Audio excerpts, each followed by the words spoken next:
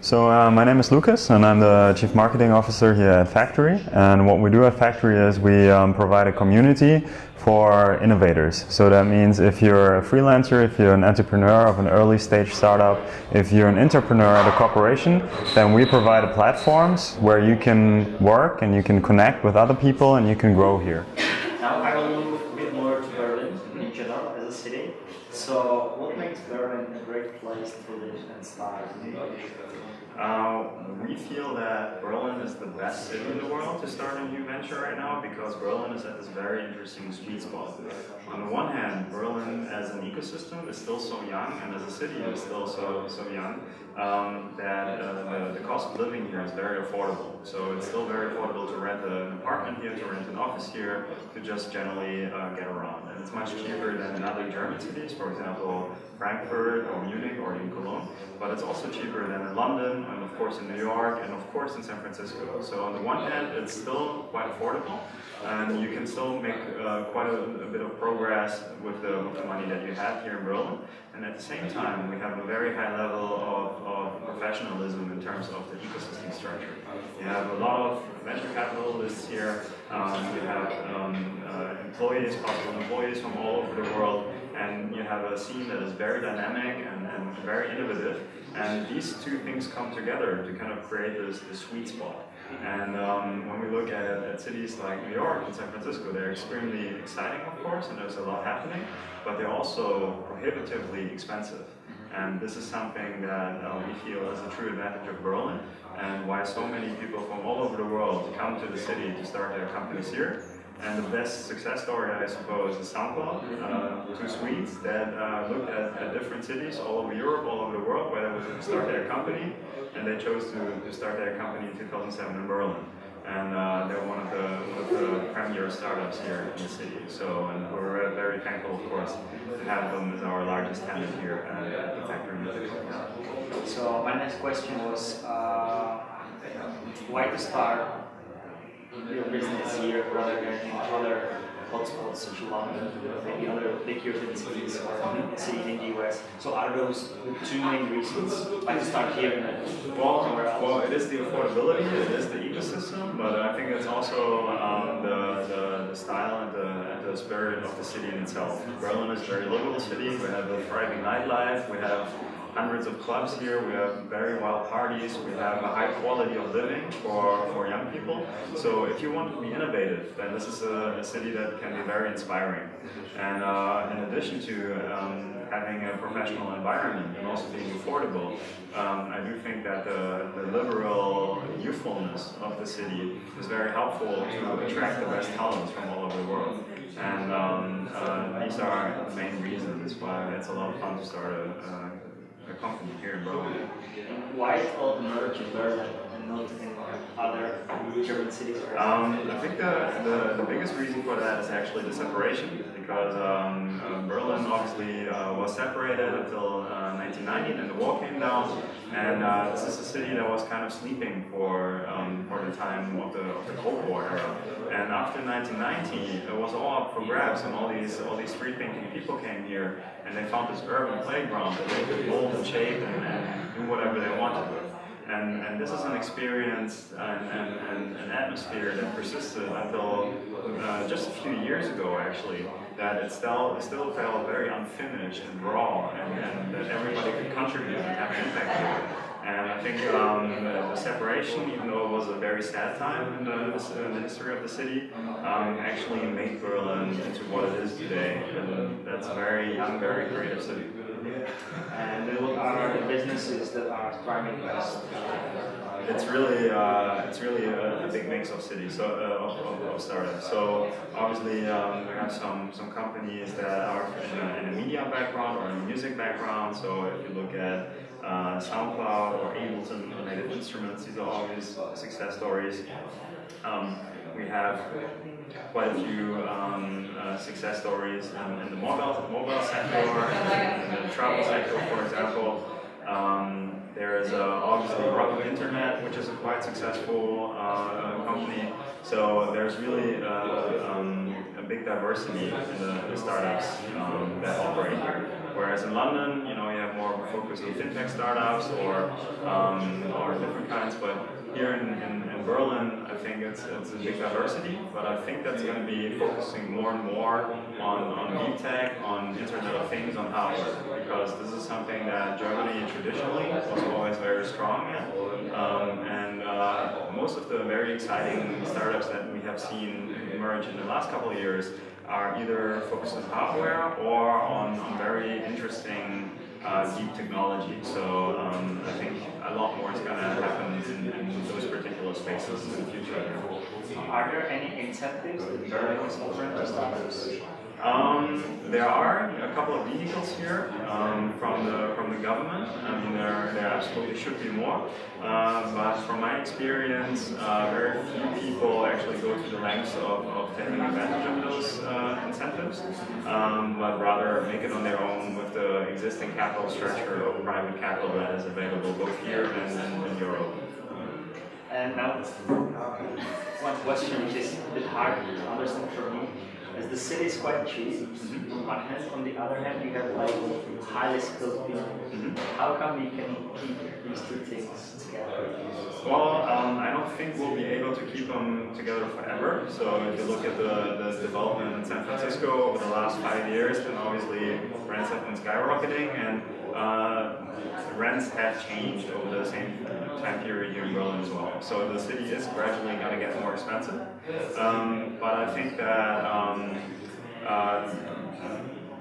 this is a development where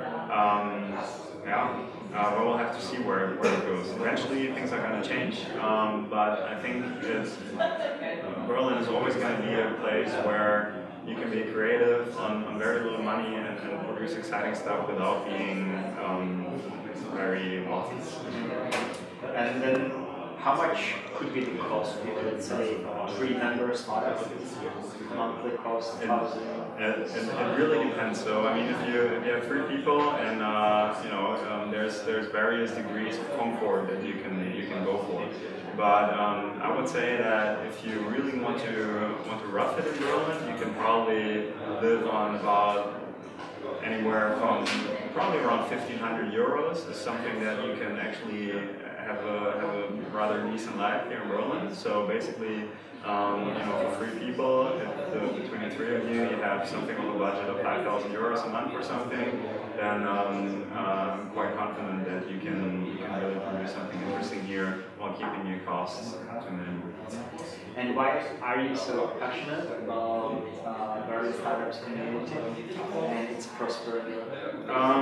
Well, on the one hand, because I've witnessed the development of the Berlin startup scene, and a couple of years ago I started a mobile startup myself, and so I've seen how the scene in itself and the ecosystem has developed over the years, and it's really breathtaking to see how professional it has become, how mature the ideas have become, and it's just very exciting to see companies that I know when they still started out with just a couple of guys and an idea, how they've grown into just incredible companies that have a global impact. And to be witnessing that kind of growth in a city that I love, it's just a very cool feeling. How would you describe the life of the city? Maybe the networking and meetup opportunities? I would say that in comparison to other ecosystems in the world, Berlin is quite inclusive for the time being. So that means that here it's still rather easy to find connections within the startup scene. So you can just go to meetups, you can come to a space like Factory, and you can get to know like-minded people. And with just a couple of conversations, you can get introduced to investors and to people that can help you. Whereas sometimes I get the feeling that in other ecosystems around the world, for example Silicon Valley, you kind of need to have an Ivy League background, you need to have connections to people in the big corporations already, and so it can be a little bit exclusive, at least that's my impression that I got. Whereas here in Berlin, I think we're still at a stage where the city and the scene here is so young that with just a couple of coffees in the right places, you can make very good connections. If you can give one piece of advice to entrepreneurs who want to relocate a business to Berlin, what would it be?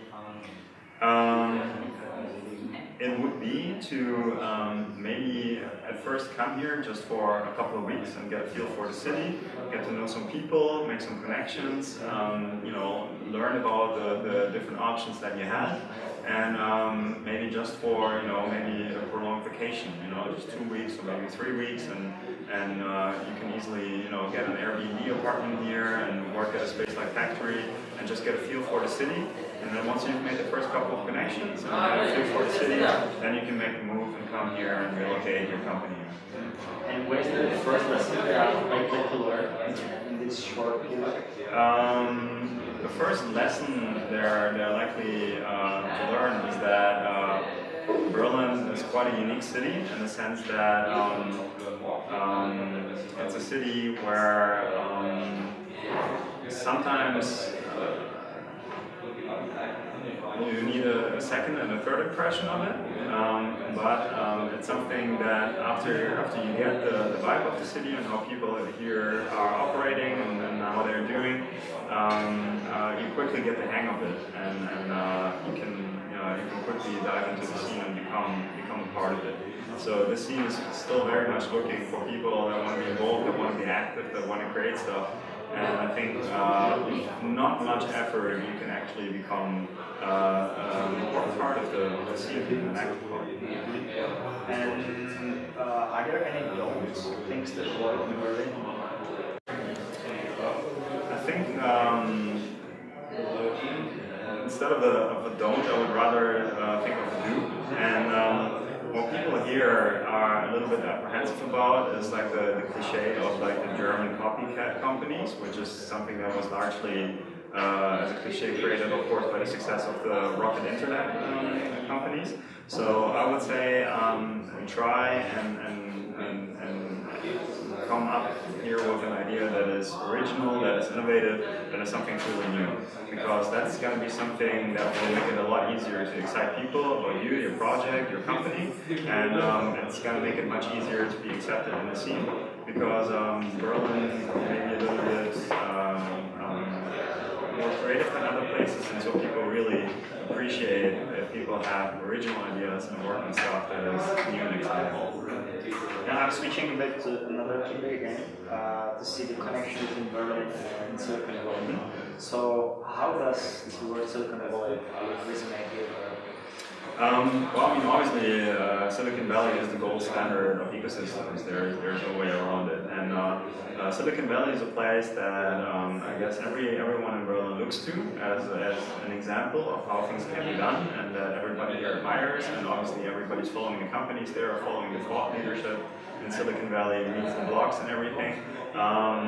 But there's also determination here in Berlin to find our own European way. So there's always this discussion about what's going to be the new or the next Silicon Valley. And that is something that's not very smart, because there's not going to be a new or a second Silicon Valley, because Silicon Valley is unique with its history, with its companies, with its makeup. But here in Berlin, we look at Silicon Valley and we try to draw the lessons from it, but we also try and think about, okay, what is impossible to recreate and where do we have to find our own way? To give you one example, in Silicon Valley, obviously venture capital fuels the growth of all those companies there, and the venture capitalists then are fueled by, for example, pension funds. That's where they get their money from. Whereas in Germany, pension funds are not allowed legally to invest into venture capital funds. So that is a big source of capital that in Germany we don't have. So we have to look for alternative sources of capital. And we at Factory believe that corporations, German corporations, can be that source of capital that in the US and in Silicon Valley is provided by pension funds as limited partners to VCs. Are local entrepreneurs motivated to reach Silicon Valley at some time?